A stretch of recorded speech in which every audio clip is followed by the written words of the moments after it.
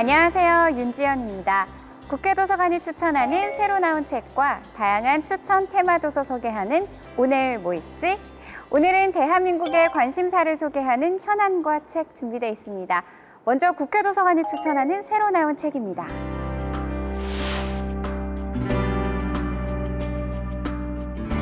(2016년에) 등장한 데드봇. 죽어가는 아버지를 기억하기 위해 제작된 인공지능 로봇은 아버지 죽음 후에도 아버지와의 추억을 나눌 수 있게 도와줍니다. 반면 2017년 개봉한 영화 에이리언에서는 인간을 배신하는 AI 로봇이 등장하는데요. 이렇듯 AI의 명과 암을 보여주는 두 가지 예. AI가 인간의 미래에 어떤 영향을 미칠지는 아직까지는 예측이 불가능하다고 합니다. 이 책은 새로운 테크놀로지에 관한 막연한 불안을 덜고 AI와 공존할 수 있는 방법을 알려줍니다. AI와 인간 커뮤니케이션 수단의 변화, AI가 만들어가는 미디어 콘텐츠 생산 현장, 그리고 인공지능 시대의 도래와 함께 필요한 제도 및 정책적 차원의 논의가 담겨 있는데요. AI를 공부하는 학생, 연구자들 뿐만 아니라 관련 업계 종사자, 그리고 일반인들이 쉽게 접근할 수 있는 책 AI와 더불어 살기입니다. 한국은 동시대 중국이나 유럽과 달리 조선시대 여성이 억울함을 호소하는 청원서인 소지를 관에 제출하는 등 남성과 동등한 법적 주체로 권리를 행사했음을 이 책은 처음으로 밝힌다. 이 책은 현존하는 600여 권의 조선시대 여성들이 쓴 소원과 관련된 기록을 독해한 끝에 수많은 여성들의 사연과 법적 공방을 담아내는데요. 조선시대 여성들이 노비에서 양반까지 신분과 관계없이 법적 주체로 인정받고 독립된 목소리를 내면서 법정에 섰다는 사실, 놀랍지 않으신가요? 지금까지 우리가 알던 조선시대의 경직된 사회의 틀을 완벽하게 깨트리는 내용이 흥미를 자극하는데요. 조선시대 여성들이 어떻게 사법제도의 도움을 받았는지, 신분에 따라서 어떤 소원의 내용을 호소했을지, 조선시대 여성들의 젠더와 신분, 법 감정을 처음으로 연구한 이 책을 주목하시기 바랍니다. 코로나19로 비대면 사회가 일상화되는 시대. 그러면서 더욱더 주거 환경의 중요성이 부각되고 있죠. 이 책은 미래 사회의 주거 환경이 어떤 모습일지 예측해 봅니다. 미래에는 디지털 서비스가 알아서 사용자의 상태를 파악하고 기기를 조절해 미리 필요한 것을 준비해주는 시대가 올 것이라고 하는데요. 저자들은 이를 퓨처홈이라고 합니다. 오전 6시 30분, 존이 일어나기 30분쯤 전이다. 디지털 침실의 지휘 통제 노드는 태양열로 작동하는 커튼을 천천히 열고 있다. 커튼이 열리자 외부의 빛 밝기와 항상 정확하게 일치하는 침실 북박이 등이 서서히 밝아온다. 유페이가 양치질을 마치자 욕실 세면대에 설치된 센서들이 그녀가 내뱉은 타액을 분석해서 전반적인 건강 상태와 혹시 모를 발병 여부를 진단한다. 이 데이터는 지역 재활센터에 전달돼 자동으로 확인받는다.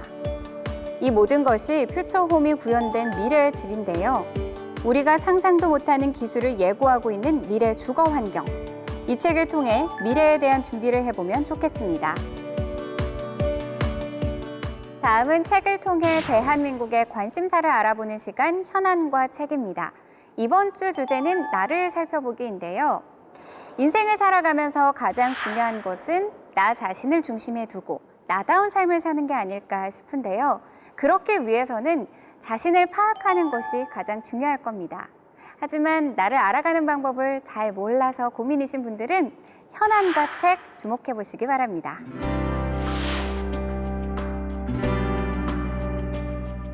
내 본 모습을 알면 모두가 떠날 거야. 나를 싫어하면 어떡하지? 이 일을 실패하면 어떡할까? 이 모든 감정은 낮은 자존감, 불안장애, 애정결핍, 완벽주의, 불안과 우울 등 이런 부정적인 감정으로부터 비롯됩니다. 이 책의 저자는 이럴 때일수록 어쩌라고 정신이 필요하다고 합니다.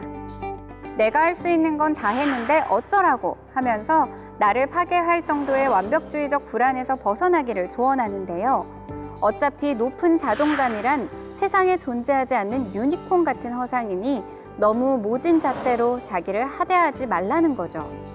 무너진 마음에게 따뜻한 용기의 말과 동시에 나를 함부로 대하지 않는 방법까지 알 수 있는데요. 이 책과 함께 다친 마음을 조금 더 섬세하게 치유해보면 좋겠습니다.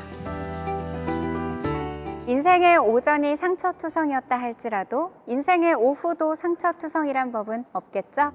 이 책은 우리 삶을 혼란스럽게 만드는 문제들을 성장의 발판으로 바꾸는 방법을 제시합니다. 융심리학 전문가인 저자 제임스 홀리스는 진정한 나로 성장하기 위한 21가지 방법을 제시하는데요. 계획은 왜 항상 실패하는가? 나는 어떻게 불려야 하는 존재인가? 일, 의무, 소명의 차이는 무엇인가 등 우리가 일상에서 잘 생각해보지 않았던 질문을 던지며 우리가 무의식적으로 지나쳤던 삶의 올바른 방향을 재설정해 주는데요. 집을 청소하고 낡은 옷을 정리하듯 우리의 축적된 과거와 삶의 태도, 무의식적 행동을 정리하게 도와주는 책. 오래된 나와 이별하고 진정한 나로 성장하기 위한 방법을 이 책을 통해 경험해보면 좋겠습니다. 겉으로는 아무렇지 않은 척 살아가지만 우리 모두는 마음속에 자신을 찌르는 가시가 하나쯤은 있을 것 같은데요. 이 책은 정신건강학과 전문의로 일하는 저자 오은영이 일을 하면서 들었던 아픈 사연과 고통들이 어디에서 온 것이며 또 어떻게 다스려야 하는지 깊이 분석하고 고뇌하며 쓴 책입니다. 이런 고통 중 많은 부분을 차지하는 건 어린 시절 받았던 상처라고 하는데요.